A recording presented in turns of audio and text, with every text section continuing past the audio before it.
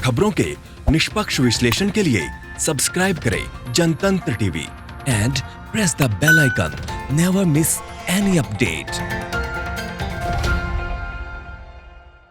मध्य प्रदेश में शराब की दुकानों पर आबकारी विभाग और पुलिस की महिला कर्मचारियों को बैठाने को लेकर विरोध शुरू हो गया है। पूर्व मुख्यमंत्री कमलनाथ के बाद भोपाल के विधायक आरिफ मसूद इस मुद्दे को लेकर अब सड़क पर उतर गई है।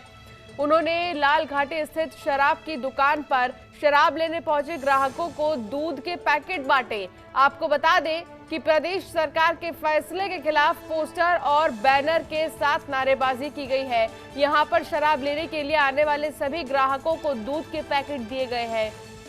विधायक ने सरकार का शराब दुकानों में महिला पुलिस कर्मियों की ड्यूटी लगाने का विरोध किया है। विधायक आरिफ मसूद ने कहा कि कोरोना महामारी में लोगों के स्वास्थ्य के साथ शिवराज सरकार खिलवाड़ कर रही है। इस महामारी में लोगों को दूध और पीने की जरूरत है, जबकि प्रदेश सरकार शराब पिला रही है।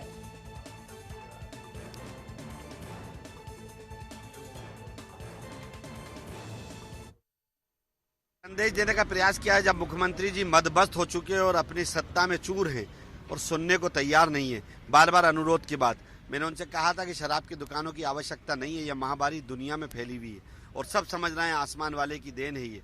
वो हमसे नाराज है तो उसको मनाने के लिए धार्मिक स्थल खोले जाएं, लेकिन मुख्यमंत्री मानने को तैयार नहीं। तो इसलिए हम लोगों ने प्रयास करा। उसके बाद हद हो गई कि हमारी भांजियों से बिकवाया जा रहा है। मतलब अब तो बिल्कुल स्तर गिर गया।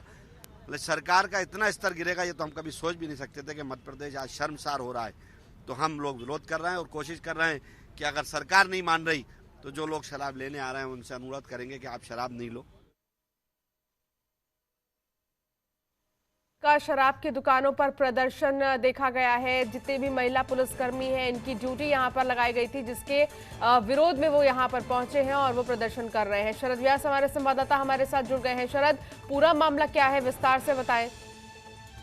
देखिए, जिस तरह से लगातार जो शराब के ठेकेदार हैं, शराब के ठेकेदार को शराब खोलने के लिए मध्य प्रदेश में लॉकडाउन के बाद एक निर्देशित किया था सरकार के द्वारा, लेकिन शराब ठेकेदारों ने इस बात को लेकर मना कर दिया कि किसी प्रकार का भी कोई एहतियात नहीं बरत पाएंगे, क्योंकि शराब के शौकीन जो है उनका एक आपा अपने आप में खो देते हैं। तो इसी वजह से उन्होंने शराब की दुकानें खोलने के लिए मना कर दिया। लेकिन सरकार ने लगातार 2 से 3 चरण की बैठकें शराब ठेकेदारों के साथ की। तो मध्य प्रदेश के एक बड़ी संख्या में शराब ठेकेदार थे जिन्होंने सीधे तौर पर कहा कि हम शराब की दुकानें नहीं खोल पाएंगे, जिसके बाद सरकार ने उनसे कहा कि हमारे पास विकल्प और अन्य भी हैं। जिसके बाद जितने भी शराब ठेकेदार हैं उन्होंने हाईकोर्ट में एक याचिका लगा दी थी, जिसके बाद हाईकोर्ट ने उनको कहा कि किसी प्रकार का भी जो शराब ठेकेदार है अपनी मनमानी नहीं कर सकते, जैसा राज्य शासन निर्देश देगा उनको शराब की दुकानें खोलनी होगी।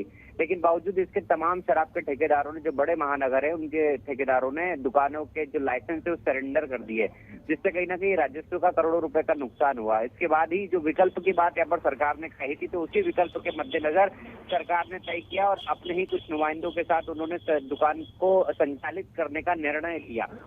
और निर्णय लेने के साथ साथ ही उन्होंने एक ये जरूर चूक हुई कि इसमें महिला पुलिस कर्मियों की ड्यूटी भी उन्होंने लगा दी, जिसके बाद ये पूरा हंगामा हुआ। हंगामे के बाद ये बात कही गई कि महिला पुलिस कर्मी काफी शराब की दुकान पर रहेगी, इसका प्रभाव दुष्प्रभाव रहता है और कहीं ना कहीं भांजियों का एक सम्मान होता है। तो इसी के चलते उन्होंने ये निर्णय लिया था। लेकिन उसके बाद जो विरोध बढ़ता गया तो ये निर्णय आबकारी विभाग ने दोबारा से लिया और जितने भी शराब की दुकानों पर महिला पुलिस कर्मियों को लगाया था, होमगार्ड्स को लगाया था, जिसमें तकरीबन संख्या 2019 है पूरे होमगार्ड्स की महिला पुरुष मिलाकर, तो इन को वहां से आदेश के बाद अब हटा लिया गया है और उसके बाद लगातार विरोध भी हो रहा था। तो ये पूरा मामला है और इस पूरे मामले के बाद अब सरकार जो है अन्य लोगों को, जो कि टेक्नीशियंस होते हैं या जो अन्य लोग होते हैं पुरुष वर्ग के, उनको इस दुकान में कार्यक्रम के लिए लगाने का काम आगे कर सकती है। जी तो शरद, ये अहम जानकारी आप पहुंचा रहे हैं दर्शकों तक। आप बने रहिए हमारे साथ, आगे भी हम आपसे अपडेट लेंगे।